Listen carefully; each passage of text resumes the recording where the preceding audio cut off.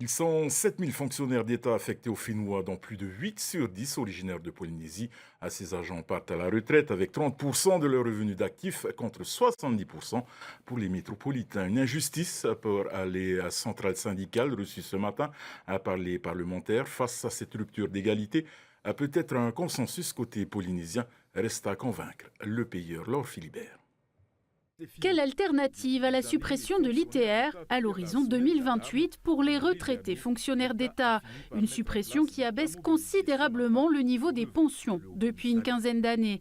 En marge de la mission Flash sur le mode de scrutin, les parlementaires ont reçu l'ensemble des représentants syndicaux des agents pour tenter de trouver un consensus. Aujourd'hui, moi, je suis satisfaite parce que les esprits sont apaisés.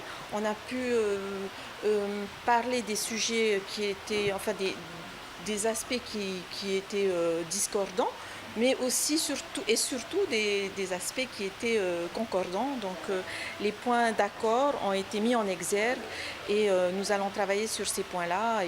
Et voilà, moi, je suis très confiante et je suis très contente que tout le monde se parle.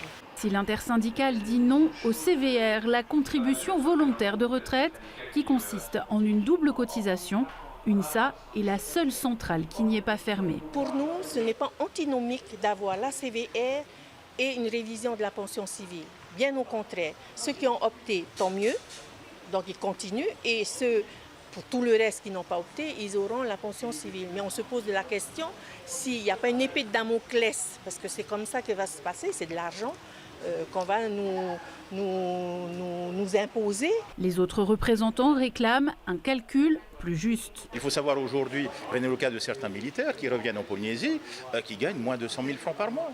Comment est-ce qu'on peut leur permettre de revenir en Polynésie? Même l'UNSA, je crois que c'est le principe, ils sont d'accord. Après, il y a chacun veut peut-être tirer un petit peu la couverture vers soi. Mais sur le principe général, 75%, c'est la bataille que nous avons toujours menée. Et là, je vois que l'ensemble des syndicats se regroupent derrière cette idée, en tous les cas avec nos élus nationaux. Et je pense que c'est le meilleur message qu'on puisse envoyer à l'État. Si l'État est ouvert à la discussion, ce ne sera pas sans contrepartie. Il prévient, cette réflexion s'accompagnera d'une autre sur les surrémunérations pratiquées en Outre-mer.